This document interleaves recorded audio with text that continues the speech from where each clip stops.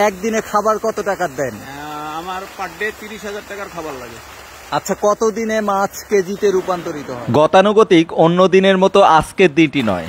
হ্যাঁ, হয়তো বলতে পারেন ভাই মাছের ভিডিও আর মাছের ভিডিও, আর কত মাছের ভিডিও দেখাবেন। দেখতে পাচ্ছেন মাছের লাফা ঝাপা দেখে একেবারে মাথাই নষ্ট।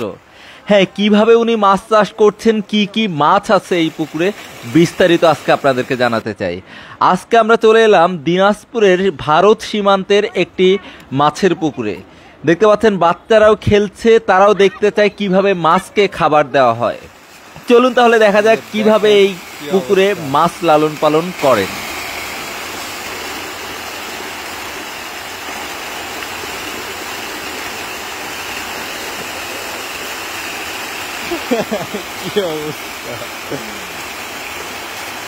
এভাবে খাবার দেওয়া দেখলেই যেন চোখ জুড়িয়ে যায়।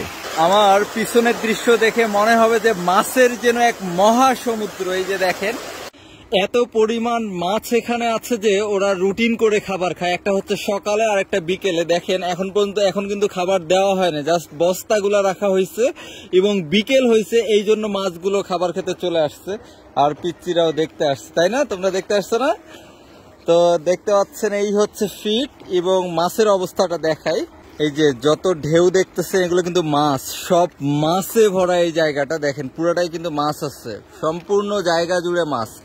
এখানে আছে পাঙ্গাস আর তেলাপিয়া।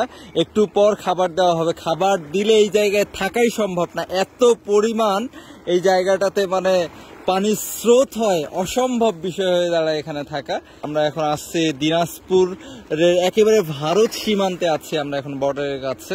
ভিজে গেছে ও, এই যে পলায় আসতেছে, ওর গা ভিজে দিছে মাছ। দেখেন একেবারে মহাসমুদ্র মাছের, কি এক অবস্থা দেখতে পাচ্ছেন।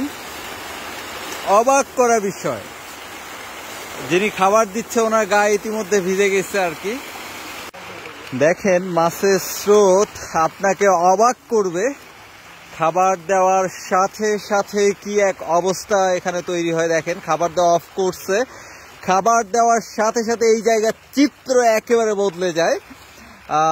কি আর অবস্থা, এগুলো দেখলেই ভালো লাগে। আমি আসছি বাংলাদেশের ভারত সীমান্তের কাছাকাছি। এখানে এক জায়গায় এত পরিমাণ মাছ দেখলে আপনারা অবাক হয়ে যাবেন। খাবার দেওয়া শুরু করছে, মাছের লাফানো দেখেন, এই যে কি অবস্থা, কি শুরু হয়ে গেছে দেখেন। অবাক লাগবে আর কি দেখলেই, একেবারে মানে কি আর বলবো, একেবারে অবাক করা বিষয়। খাবার দেওয়ার সাথে সাথে চিত্র বদলে যায়। খাবার দেওয়ার সাথে সাথে একেবারে বদলে যায়। যে আমি একটু ওইদিকে যাই, একটু যাইতে যান দেখি। দেখেন কাকার গা ভিজাই দিচ্ছে, আমি দাঁড়াই থাকতে পারতেছি না রীতিমতো। উনি খাবার দিচ্ছে, ওনার গা ভিজে যাচ্ছে। পানির স্রোত এতটা বেশি, এতটা পরিমাণ তৈরি হয় এই জায়গায়। খাবার দেওয়ার সাথে সাথে মাছ লাফায়, মনে হয় পানির চাইতে এখানে মাছের সংখ্যাটা বেশি। পানির চাইতে মাছের পরিমাণ বেশি হলে যা হয়, এই যে দেখেন ও ভিজে গেছে, সবুজ ওখানে ভিজে গেছে, ও পিছাই গেছে ভিজাই যাওয়ার পর। ফিট ঢালা হচ্ছে, জাস্ট এয়ারোটারের কারণে 3 গুণ 4 গুণ মাছ চাষ করা যায় পুকুরে। এখানে কতটুকু জায়গায় কতগুলো মাছ আছে? এখানে 300 শতক জায়গা। পাঙ্গাস আছে 25,000, তেলাপিয়া আছে 1 লাখ, বাংলা মাছ আছে কিছু, রুই, মিরকা, কাতল। আচ্ছা, যেটা বলতেছিলাম যে একদিনে খাবার কত টাকার দেন?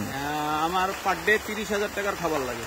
আচ্ছা, কতদিনে মাছ কেজিতে রূপান্তরিত হয়? এটা আপনার মোট কালচারে দিলে 4 মাস লাগে। 4 মাস। কতটুকু আনেন আর কতটুকু সেললেন? আমরা আনি কেজিতে 30 পিস। তারপর কেজিতে 30 পিস। আচ্ছা, মাছ 4 মাসে 1 কেজি। স্বপ্নময় উদ্যোগের মূল উদ্যোক্তা আঙ্কেল। তো আসছি এখানে প্রথমবার, দেখে একেবারে অবাক। পুকুর পাড়ে আসলে এভাবেই যেন মন ভালো হয়ে যায়। মাছকে খাবার দেওয়া দেখলে এতটাই ভালো লাগা কাজ করে যে এখান থেকে যেতেই মন চাইবে না আপনার। তাই আমরাও দীর্ঘক্ষণ যাবৎ মাছকে খাবার দেওয়া দেখছিলাম আর তাকিয়ে লক্ষ্য করছিলাম কতটা ভালো লাগা কাজ করে, যেন যেতেই মন চাইছে না। দেখতে দেখতে বিকেল গড়িয়ে সন্ধ্যা হলো। আসলেই স্বপ্নের খামার মনে হয় আসলেই স্বপ্নের মতো, যেখানে থাকলে যেন মন ভালো হয়ে যায়। সত্যি এই উদ্যোগকে জানাই সাধুবাদ এবং এভাবেই বদলে যাবে বাংলাদেশের কৃষি ব্যবস্থা।